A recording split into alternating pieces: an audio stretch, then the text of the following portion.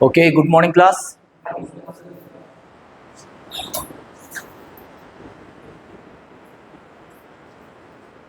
आज हम लोग अगला टॉपिक यानी कि ageing and physiological changes due to ageing, ये चीज़ें हम लोग पढ़ने वाले हैं और स्टार्ट करते हैं।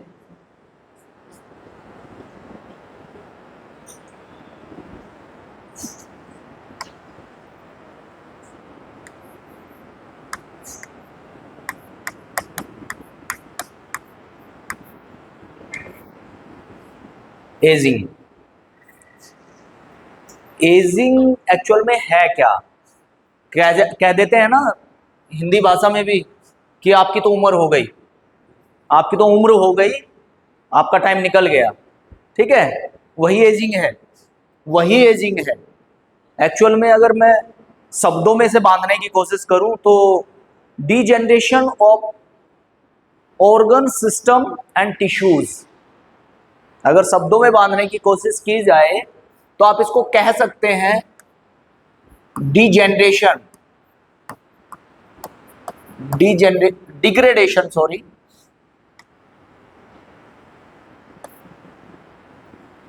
डिग्रेडेशन।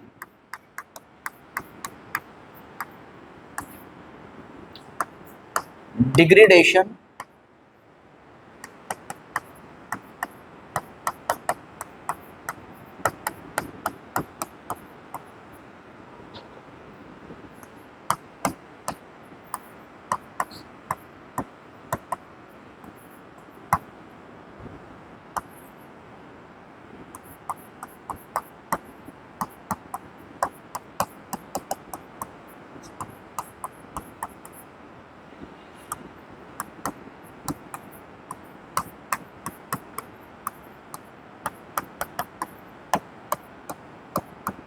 इसका मतलब क्या है? Degradation in organ system and tissues, मतलब जो कार्य क्षमता है किसकी, आपके जो ऑर्गन सिस्टम है, ऑर्गन सिस्टम से आप क्या समझते हैं? रेस्पिरेटरी सिस्टम है, डाइजेस्टिव सिस्टम है, सर्कुलेटरी सिस्टम है, नर्वस सिस्टम है। इन सब की एफिशिएंसी जब कम होती चली जाती है, डिग्रेड का मतलब घटती चली जाती है, इनकी एफिशिएंसी घटती चली जाती है, उसी चीज को हम एजिंग बोलते हैं। क्या बोलते हैं? एजिंग। अब इसमें जिक्र किया गया ऑर्गन सिस्टम, ये word organ system. Organ system दुनिया भर के आपके बॉडी के अंदर है।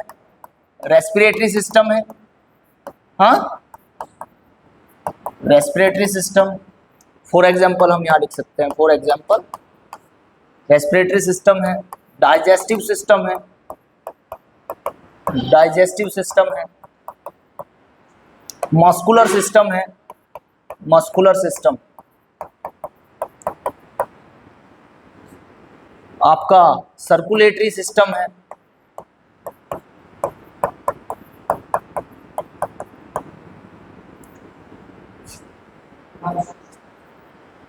ठीक है। इसके अलावा दुनिया भर की चीजें हैं। श्वसन तंत्र आपका, पाचन तंत्र, मांसपेशीय तंत्र, सर्कुलेटरी यानी कि रक्त परिवहन तंत्र। इसके अलावा जैसे आपका स्केलेटन सिस्टम है, स्केलेटन सिस्टम है, नर्वस सिस्टम है, स्केलेटन सिस्टम यानी कि कंकालीय तंत्र, नर्वस सिस्टम यानी कि तंत्रिका तंत्र। इन सारी चीजों का, इन सारे सिस्टम्स का जब डिग्रेडेशन शुरू हो जाता है उसी को एजिंग कहते हैं। सपोज करिए रेस्पिरेटरी सिस्टम का कैसे होगा? रेस्पिरेटरी सिस्टम में क्या आता है? Nose, larynx, pharynx, trachea, lungs, diaphragm, ये सारे किसका हिस्सा हैं? रेस्पिरेटरी सिस्टम का। उसके अलावा डाइजेस्टिव सिस्टम है।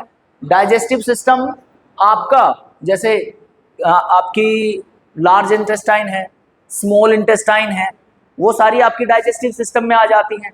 जितने भी आपके जूस होते हैं, हार्मोन्स होते हैं, वो सारी चीजें कहीं ना कहीं एक तरह से अफेक्ट डालती हैं किसके ऊपर? डाइजेस्टिव सिस्टम के ऊपर।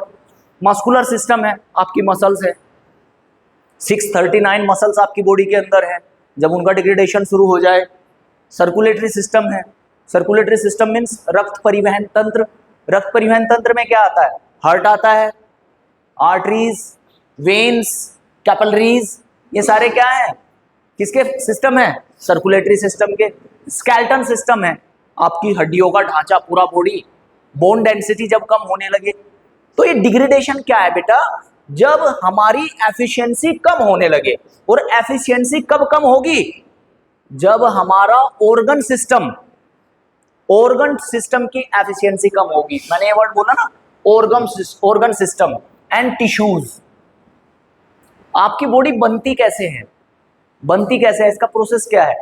एक्चुअल में सबसे पहले सेल, टिश्यू, ऑर्गन सिस्टम, ऐसे करके बनता है। यही वो ऑर्गन सिस्टम है।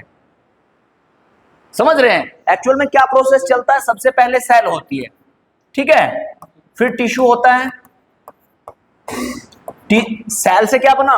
टिश्यू, टिश्यू से क्या बना?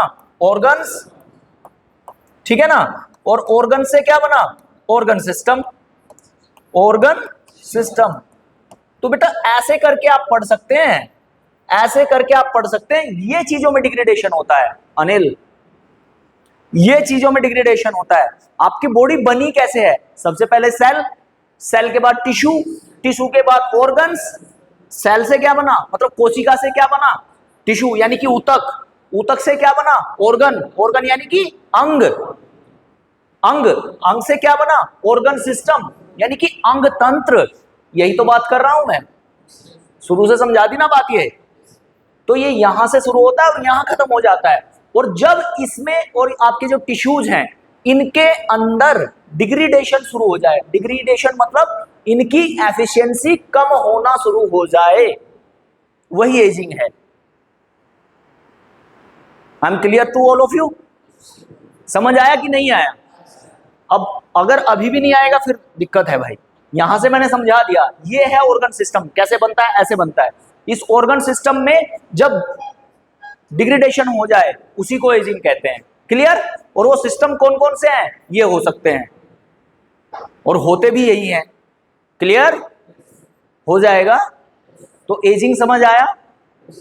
एजिंग एक्चुअल में फॉर एग्जांपल हम समझाएं आपको, अगर जैसे रूरल एरिया के हिसाब से, अर्बन एरिया के हिसाब से, रूरल एरिया में और ज़्यादा चीज़ों को क्या कहते हैं? जाओ, आपकी तो एज हो गई, उम्र हो गई आपकी, आपसे नहीं हो पाएगा, है ना। एक एग्जांपल हमेशा देते हैं, जब सपोज करो एक यंगन नया लड़का किसी अडल्ट से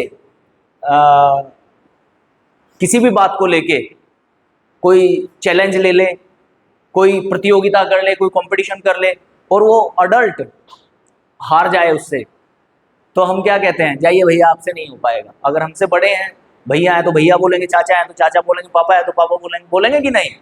जाइए, आपसे नहीं हो पाएगा। चाहे हम खेत में काम कर रहे हों, है ना, चाहे हम रनिंग कर रहे हों, चाहे फिजिकल एक्टिविटी में किसी में भी पार्ट ले रहे हों या गेम्स खेल रहे हों, ठीक है ना। तो हर चीज़ के लिए आपका एक अलर्टनेस और रेस्पॉन्स जो होता है आपकी बॉडी का, वो काम करता है। रेस्पॉन्स के बिना कोई भी काम नहीं हो पाएगा, चाहे खेलने का ही क्यों ना हो। अब अगर मैं आपके साथ खेलने लगूं, आपकी एज मेरी एज से लगभग आधी है, और अगर मैं आप लोगों के साथ खेलने लगूं तो जितने एलिगेंस और जितने रेस्पॉन्स अच्छे आपके होंगे उतने अच्छे मेरे नहीं हो सकते। हालांकि मैं फिजिकली फिट रह के कितना भी मेंटेन करने की कोशिश करूं, लेकिन आपको फिजिकल फिटनेस से रिलेटेड एक्टिविटीज भी करने की जरूरत नहीं है इस एज में। एडोलसेंस की एज में है आप लोग, तो मेरे से कई गुना ज्यादा आपके रिफ्लेक्सेस काम करेंगे, करेंगे कि नहीं करेंगे? तो वही है बेटा, एक एज के बाद चीजें कम होना शुरू हो जाती हैं, उसी को एजिंग कहते हैं। डिग्रेड होना शुरू हो जाती हैं, जैसे आंखों की रोशनी कम होना शुरू हो जाती है, जीभ चखना बंद कर देती है, नाक से स्मेल आनी कम हो जाती है, कानों से सुनना कम हो जाता है। समझ रहे हैं? शरीर में ताकत कम होने लगती है, हड्डियां, हो सकता है कई जगह हड्डियों में दर्द रहने लगे, जॉइंट्स में दर्द रहने लगे, तो वो सब क्या है? एजिंग। क्या है सब? एजिंग। बाल पकने से एजिंग नहीं होती, बाल पकने से आप बूढ़े नहीं होते। ग्रे हेयर बोलते हैं ना, जब सफेद बाल हो जाते हैं आपके दाढ़ी के, सर के, बियर्ड में व्हाइट हेयर्स आ गए, आपके सर में आ गए, तो वो बुढ़ापा नहीं होता। बुढ़ापा वो नहीं होता, बुढ़ापा वो होता है जब एक्चुअल में डिग्रेडेशन शुरू हो जाता है आपके बॉडी का, आपके बॉडी ऑर्गन्स का। क्लियर? क्या क्लियर है? ये हो जाएगा। आगे चलते हैं। इसमें कुछ और समझाना है? No sir. Okay good. अब इसके रीजन क्या है, कारण क्या है बुढ़ापा आने के? और हाँ, यहां आपको एक चीज और बताता चलूं। सपोज करिए आपका कोई साथी, आप लोग इतने सारे, मैं हिमांशु को देखता हूं डेली डेली, किसी की जरूरत नहीं है, हिमांशु को डेली फिजिकल एक्टिविटी में पार्टिसिपेट करता है, लगा रहता है खुद से प्रैक्टिस करने, मैंने देखा है इसको शाम के time.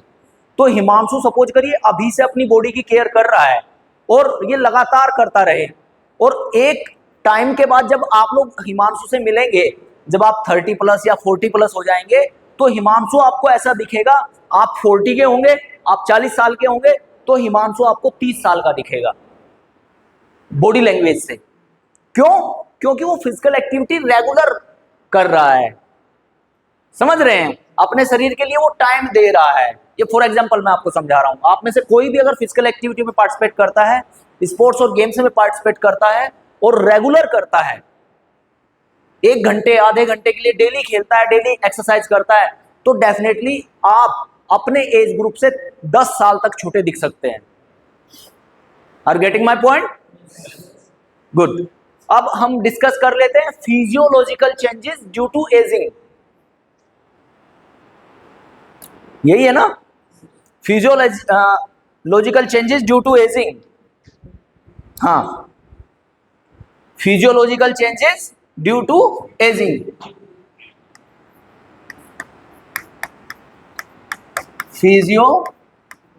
Physiological changes, physiological changes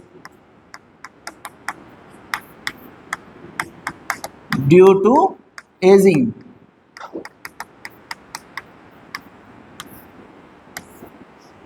physiological changes due to ageing. Ageing की वजह से जो फिजियोलॉजिकल चेंजेस आते हैं हमारे शरीर में, उनके बारे में हम लोग डिस्कस करेंगे one by one. Okay, first जी, फर्स्ट आप लोग पढ़ेंगे जो आपकी बोन्स और मसल्स हैं।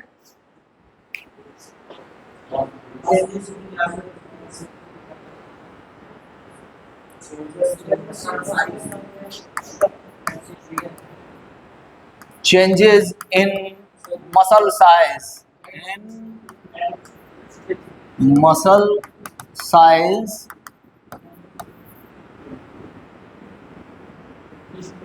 muscle size and strength। Okay, ये आपका फर्स्ट पॉइंट हो गया, changes in muscle size and strength.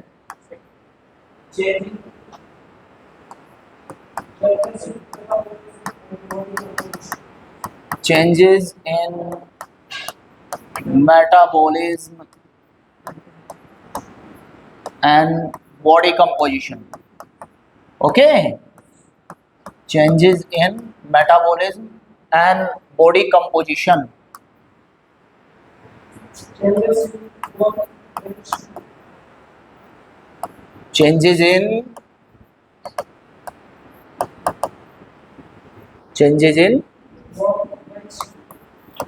changes in bone density, changes in bone density।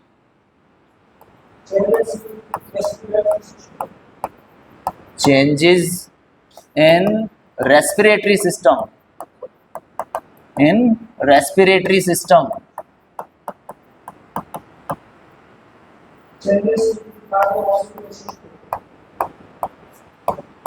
changes in cardiovascular system।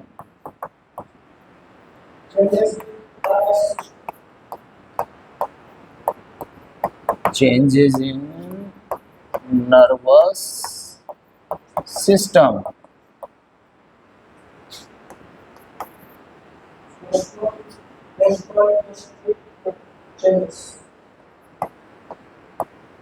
changes in intestinal, gastrointestinal intestinal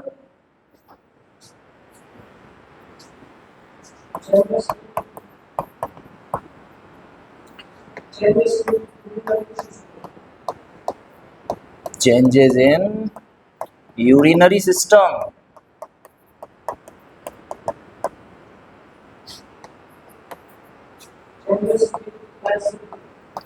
changes in flexibility,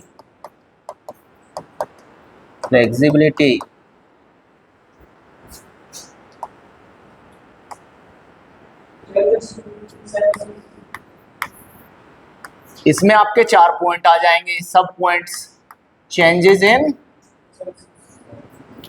आपका आ जाएगा इसमें changes in senses. अब senses में भी आपके 4 पॉइंट आ जाएंगे, point A, B, C and D. जैसे मैंने आपको बताया था अभी थोड़ी देर पहले, चेंज इन विजन, चेंज इन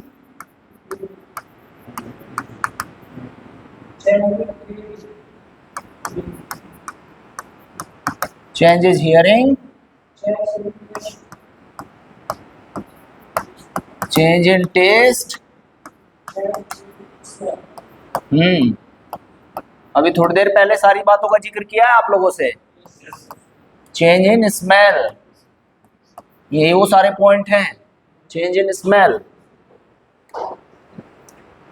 जैसे कि मैंने अभी आप लोगों के सामने सारे पॉइंट्स का जिक्र किया था थोड़ी देर पहले।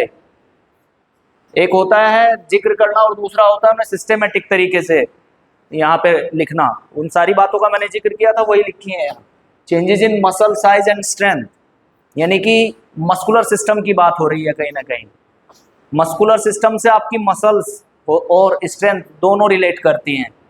तो सबसे पहले बात आ जाती है changes in muscles, muscle size and strength. तो जो आपके मसल साइज है ना, वो भी घटता चला जाता है। जवानी में आप कितने भी मजबूत हो, कितने भी ताकतवर हो, लेकिन एक एज के बाद दिखने लगता है, स्किन थोड़ी लूज पड़ने लगती है, मसल्स की ताकत घटने लगती है। समझ रहे हैं? मसल्स की ताकत घटने लगती है और आपके मसल साइज में भी चेंजेस देखने को मिलता है, यानी कि मसल साइज भी स्मॉल होता चला जाता है, छोटा होता चला जाता है। ठीक है, तो आपका यहाँ चेंज डेफिनेटली जब मस्कुलर सिस्टम यानी कि मसल्स आपका साइज आपका छोटा होता चला जाएगा, तो आपकी बॉडी की ताकत भी रिलेटिवली कम होती चली जाएगी। क्योंकि मैंने आपको बताया था जितना मसल का साइज बड़ा होगा उतनी ही आपकी बॉडी के अंदर ताकत होगी, उतनी ही ज्यादा ताकत आप लगा सकते हैं। लेकिन जैसे जैसे मसल्स का साइज घटता चला जाता है, वैसे ही रिलेटिवली आपकी बॉडी की ताकत भी घटती चली जाती है। जाग जाओ साधना। नेक्स्ट में आपका changes in metabolism and body composition. Metabolism के लिए मैंने आपको एक चीज पढ़ाई थी, बीएमआर, बेसल मेटाबॉलिक रेट। मैंने आपको बताया था कि बेसल मेटाबॉलिक रेट आपका जितना हाई होगा उतना ही डाइजेशन आपका अच्छा होगा, उतना ही डाइजेशन आपका अच्छा होगा। यानी कि जो हमारे खाने में जो जूसेस मिलते हैं, जूस, ठीक है, जो जूस मिलते हैं उनको डाइजेस्ट करने के लिए रेस्पॉन्सिबल रहते हैं। जैसे मैंने आपको न्यूट्रिशन एंड स्पोर्ट्स पढ़ाते टाइम क्या कहा था, कार्बोहाइड्रेट को कौन डाइजेस्ट करता है? अमाइलेज एंजाइम है ना। कुछ एंजाइम होते हैं जो हमारी डाइजेशन के लिए और दूसरे फंक्शनिंग के लिए, स्मूथ फंक्शनिंग के लिए बहुत ज्यादा जरूरी होते हैं। मैंने बोला था कार्बोहाइड्रेट का पाचन कौन करता है, कौन डाइजेस्ट करता है? एमाइलेज। ऐसे ही फिर मैंने प्रोटीन का आपको बताया था, प्रोटीन को कौन डाइजेस्ट करने में हेल्प करता है? ट्रिप्सिन। बताया था कि नहीं बताया था? ऐसे ही फैट या लिपिड्स, फैट को डाइजेस्ट करने के लिए लाइपेज। ऐसे करके मैंने बहुत सारे एंजाइम्स आपको बताए थे स्पोर्ट्स एंड न्यूट्रिशन में, बताए थे, यस और नो? यस। तो वो एंजाइम्स जब अपना काम कम करना स्टार्ट कर देते हैं या सेग्रीगेट कम होने लगते हैं, उनका श्रावण कम होने लगता है। सेग्रीगेशन का मतलब होता है श्रावण, रिलीज होना। जब वो बनना कम हो जाते हैं या रिलीज होना कम हो जाते हैं, उस दौरान आपका बीएमआर लो हो जाता है। और जब आपका बीएमआर लो हो जाएगा बेटा, तो आपका डाइजेशन भी देर से होगा। आपने देखा होगा लिमिटेड और चुनिंदा चीजें खाने लगते हैं एक एज के बाद, हमारे जो बड़े बूढ़े हैं घर में, किसी को चावल हजम नहीं होते, किसी को दाल हजम नहीं होती, किसी को राजमा हजम नहीं होता है, होता है कि नहीं होता है, किसी को घी हजम नहीं होता, दूध हजम होना बंद हो जाता है। बेटा वो ऐसा नहीं है, वो रीजन है, एक तो हम फिजिकल एक्टिविटी करना बंद कर देते हैं, और दूसरा ये जो एंजाइम्स हैं इनका सेग्रेशन एक एज के बाद कम होता चला जाता है। जैसे टेस्टोस्टेरोन है, टेस्टोस्टेरोन हार्मोन एक ऐसा हार्मोन है जो आपको फिजिकल एक्टिविटी करने के लिए भी ज्यादा से ज्यादा प्रेरित करता है। मेल डोमिनेंट हार्मोन उसको कहते हैं। पुरुषत्व के गुण अगर आपको अपने अंदर ज्यादा रखने हैं तो टेस्टोस्टेरोन का रिलीज होना बहुत जरूरी है। और टेस्टोस्टेरोन रिलीज कैसे होगा भाई, जब आप ज्यादा से ज्यादा फिजिकल एक्टिविटी करेंगे। क्लियर? तो ऐसी ही चीजें रिलेटेड है कहीं ना कहीं। बॉडी कंपोजिशन यानी कि आपका शरीर जिन जिन चीजों से मिलकर के बना है, संरचना, हड्डियां हैं, मसल्स हैं, जब उनका डिग्रेडेशन होना शुरू हो जाता है तो आपकी बॉडी में ताकत कम होना शुरू हो जाती है और वो दिखने लगती है, चेहरे पे दिखेगी, झुर्रियों के रूप में दिखेगी, स्किन का टाइटनेस कम हो जाएगा, आपकी स्किन हल्की होती चली जाएगी और स्किन साथ साथ क्या है, लूज होती चली जाएगी, है ना। ये टाइटनेस नहीं रहेगा जो अभी है ये आपका एडोलसेंस में, बिल्कुल ऐसे कसी हुई स्किन है आपकी, धीरे धीरे वो लूज होती चली जाती है। उसके बाद चेंजिंग इन बोन डेंसिटी, जो आपकी हड्डियां हैं वो ताकतवर रहती हैं। कैल्शियम और फास्फोरस जब आप अपनी डाइट में लेते हैं तो उसको कैल्शियम फास्फेट के नाम से जाना जाता है। वो आपकी बोन्स के हेल्थ के लिए बहुत जरूरी है, आपकी हड्डियों के स्वास्थ्य के लिए बहुत जरूरी है। अब बोन्स के हेल्थ को मेंटेन रखने के लिए दूध है, दही है, पनीर है, दूध से बने हुए प्रोडक्ट हैं, ठीक है, पनीर है। तो प्रोटीन जब आप लेते हैं तो आपकी जो हड्डियां हैं, आपकी मसल्स हैं, मजबूत रहती हैं। लेकिन एक एज के बाद वो डाइजेस्ट होना कम हो जाता है। जब वो डाइजेस्ट होना कम हो जाता है तो आप डाइट में लेना बंद कर देते हैं, और जब डाइट में लेना बंद कर देते हैं तो फिर आपकी बोन डेंसिटी कम होती चली जाती है। बोन डेंसिटी आपकी कम होती चली जाती है, रिलेटिवली आपकी हड्डियां जो है कमजोर हो जाती हैं, और कमजोर होने के बाद कई बार तो टूटना भी स्टार्ट हो जाती हैं। मैंने पढ़ा था एक ओस्टोपोरोसिस, ऐसी एक बीमारी है ओस्टोमलेशिया, यानी कि हड्डियों से रिलेटेड जो बीमारियां हैं, और हड्डियों में जो आपके डिग्रेडेशन आता है, बोन्स में जो डिग्रेडेशन आता है, वो ऐसे ही आता है बच्चे। क्लियर? उसके बाद आ जाता है चेंजेस इन रेस्पिरेटरी सिस्टम यानी कि श्वसन तंत्र। रेस्पिरेटरी सिस्टम क्या है? जो आपका नोज है, लैरिंग्स है, फेरिंग्स है, ट्रैकिया है, लंग्स है, डायफ्राम है, ये सारे पार्ट हैं किसका? रेस्पिरेटरी सिस्टम का। लेकिन एक एज के बाद इनकी भी एफिशिएंसी कम हो जाती है। क्यों? जब मसल्स का साइज कम होने लगता है तो फर्क तो पड़ेगा रेस्पिरेशन पे भी, सांस लेने में दिक्कतें होती हैं। कई लोगों को अस्थमा भी हो जाता है ना, कई लोगों को अस्थमा भी हो जाता है, कई लोगों को सांस लेने में भी दिक्कतें रहती हैं। तो ये रिलेटिवली चीजें होती चली जाती हैं आप लोगों के साथ, जैसे जैसे एज बढ़ती चली जाती है, ठीक है। उसके बाद आ जाता है कार्डियोवास्कुलर सिस्टम क्या है? यानी कि आपकी एरोबिक कैपेसिटी, एक तरह से एरोबिक कैपेसिटी मैंने आपको पढ़ाया था। कार्डियोवास्कुलर एंडोरेंस अगर आपको याद है, हृदय वाहिका सहन क्षमता, उसमें मैंने आपको पढ़ाया था it is the efficiency of your heart and lungs to carrying oxygenated blood to the various working muscles, पढ़ाया था ना। इसमें क्या है बेटा, ये जो कार्डियोवास्कुलर फिटनेस है ये आपकी सीधा एरोबिक कैपेसिटी से रिलेट करता है। और एरोबिक कैपेसिटी कब आपकी ज्यादा होगी? जब आपके लंग्स का साइज बड़ा होगा। लेकिन जब एक एज हो जाती है, एज के बाद मसल्स का साइज कम होने लगता है। भाई लंग्स में भी तो मसल्स ही हैं, हार्ट में भी तो मसल्स ही हैं। हमारा जो बॉडी है वो मसल्स और बोन्स से मिलकर के बनी है, ऑर्गन्स से, टिश्यू से, सेल्स से मिलकर के बनी है कि नहीं बनी है? यस और नो? तो जब उनका डिग्रेडेशन शुरू हो जाता है तो भाई इसमें भी दिक्कतें आना शुरू हो जाती हैं। एरोबिक कैपेसिटी भी आपकी कम हो जाती है, आप जल्दी जल्दी थकने लगते हो, जल्दी जल्दी आपका सांस फूलने लगता है। यस और नो? उसके बाद है आपका नर्वस सिस्टम यानी कि तंत्रिका तंत्र। इसमें क्या है, आपके रिफ्लेक्सेस स्लो हो जाएंगे। क्या हो जाएंगे? Slow reflexes.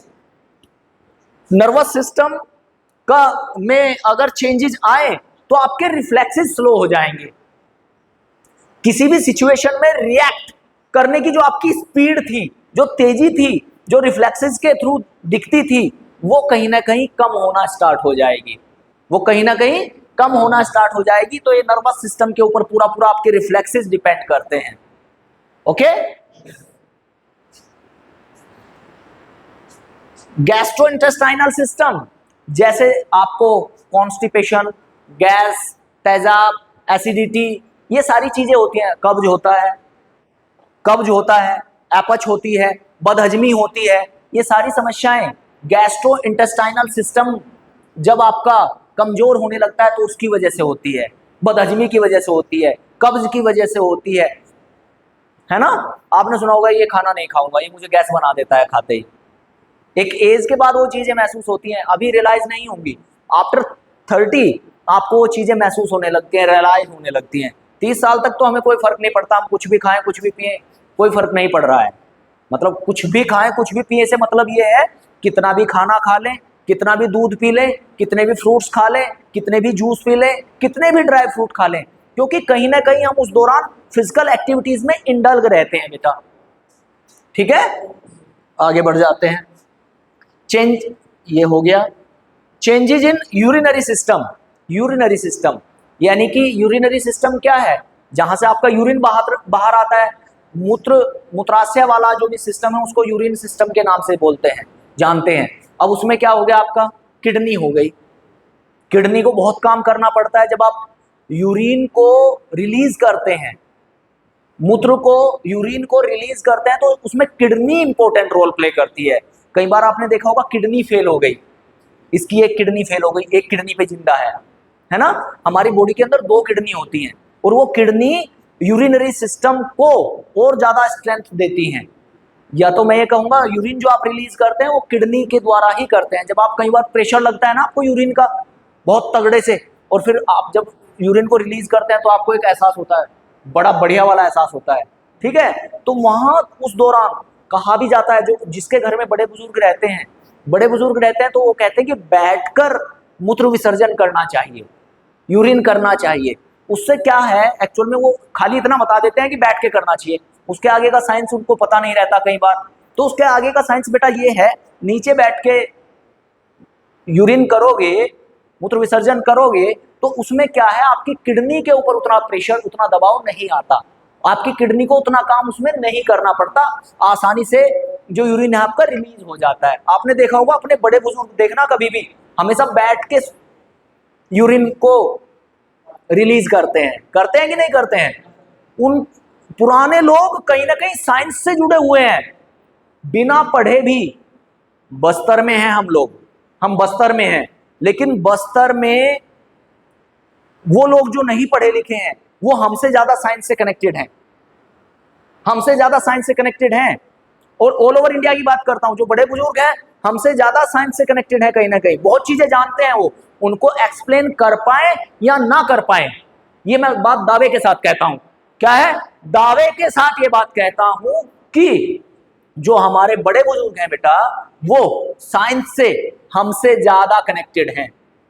वो उस चीज को एक्सप्लेन कर पाए या ना कर पाए, समझ रहे हैं, नहीं कर पाएंगे वो एक्सप्लेन कई बार, लेकिन उनकी हर बात के पीछे कहीं ना कहीं साइंस छुपा है। फास्ट रखने के लिए बोलते हैं ना, नवरात्रि स्टार्ट हो गई आज से, तो फास्ट रखने के लिए बोलते हैं बड़े बुजुर्ग, बेटा फास्ट रखना चाहिए। हालांकि वो आपको एक्सप्लेन नहीं कर पाएंगे, वो कहेंगे कि हाँ भगवान के नाम पे हमें फास्ट रखना चाहिए। जोड़ दिया श्रद्धा से, बहुत होशियार थे वो पुराने लोग। क्यों जोड़ दिया, एक्चुअल में हमारी बॉडी की साफ सफाई बहुत ज्यादा जरूरी है भाई। क्लींजिंग, इंटरनल क्लींजिंग के लिए हमें फास्ट रखना चाहिए। हम में से हर एक को 24 घंटे 24 आवर्स इन अ वीक, मैं मानता हूं इस बात को, 24 hours in a week. Ayurveda भी इस बात को मानता है और कहता भी है कि आप 7 दिन में से एक दिन 24 घंटे पानी, जूस और फ्रूट्स पे निकालिए। अंदर की जो साफ सफाई है वो फास्ट रहने से ही होती है। अंदर का जो सिस्टम है उसे भी रेस्ट की जरूरत होती है। जब संडे आता है तो हम रेस्ट करने की सोचते हैं, यस और नो। इसका मतलब क्या है, मेंटली और फिजिकली हमें रेस्ट चाहिए। लेकिन जो अंदर सिस्टम लगे पड़े हैं भाई, लगातार खाना खाए जा रहे हो, ये तो नहीं पता कौन पचा रहा है। सोचा है कभी? सोच के देखिए बेटा चीजों को। तो वो जो बड़े लोग हैं, ऐसे कई एग्जाम्पल मैं आपको दे सकता हूं जिनमें उन्होंने कहा है, उनके कहे हुए को साइंस ने भी माना है। वो एक अलग बात है, वो बेचारे एक्सप्लेन नहीं कर पाते, लेकिन उनकी चीजें ज्यादातर साइंस से जुड़ी हुई हैं, है कि नहीं है? हाँ, तो बेटा उसी वजह से उनकी बात हमें हमेशा माननी चाहिए और उनके पास हमेशा बैठना चाहिए। क्लियर? गुड। यूरिनरी सिस्टम हो गया।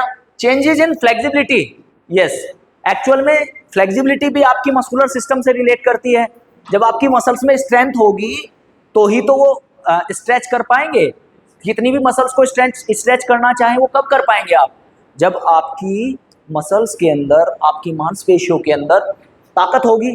ताकत होगी तो आप उसको स्ट्रेच कर पाएंगे, ताकत ही नहीं होगी तो स्ट्रेच कहां से कर जाएंगे? समझ रहे हो? तो एक एज के बाद बेटा फ्लेक्सिबिलिटी भी कम होती चली जाती है। मैंने एक चीज और पढ़ाई थी आपको, इसमें पढ़ाते हुए मैंने बताया था कि जो फ्लेक्सिबिलिटी है वो एज एंड जेंडर के ऊपर भी डिपेंड करती है। यस और नो? ध्यान आया कि नहीं आया? आ गया सर। एज और जेंडर के ऊपर भी डिपेंड करती है, यानी कि जितनी एज आपकी कम रहेगी उतनी ही ज्यादा आपकी फ्लेक्सिबिलिटी होगी, और जितनी ज्यादा आपकी एज होगी उतनी ही कम आपकी फ्लेक्सिबिलिटी होगी। That's very good. ओके, अब इसके बाद बात कर लेते हैं चेंजेस इन सेंसेस। सेंसेस में क्या क्या चेंज आपको देखने को मिलता है? सेंसेस में 4 चीजें आपकी दिखाई गई हैं यहां: vision, hearing, taste and smell. Vision क्या है? आंखें। आंखों की रोशनी आफ्टर 40 आप महसूस करेंगे। आफ्टर 40 बेटा, 40 साल की एज के बाद, क्या कहा है मैंने? 40 साल की एज के बाद आपकी आंखों की रोशनी कम होने लगती है। कम हो जाती नहीं है, कम होने लगती है। हमारे वो बड़े बुजुर्ग जो आयुर्वेदा को फॉलो करते थे, एलोपैथी को फॉलो नहीं करते थे। मैं किसी का विरोध और किसी का पक्ष नहीं रख रहा हूं यहाँ, जो मुझे ठीक लग रहा है, मेरे परसेप्शन में ठीक है, वो बातें कर रहा हूं एक्चुअल में। आपने देखा होगा हमारे बड़े बुजुर्ग, कई बार ऐसे आपने देखे होंगे, आपके घरों के आसपास भी होंगे, जो 100 साल के आसपास हैं, 100 ईयर्स के आसपास हैं, लेकिन आज भी उनकी आंखों की रोशनी एज इट इज है, आज भी उनके दांत एज इट इज हैं, और वो अच्छे से हष्ट पुष्ट हैं आज भी। जो 80s में, 90s में, 80 साल, 90 साल, 95 साल के हैं।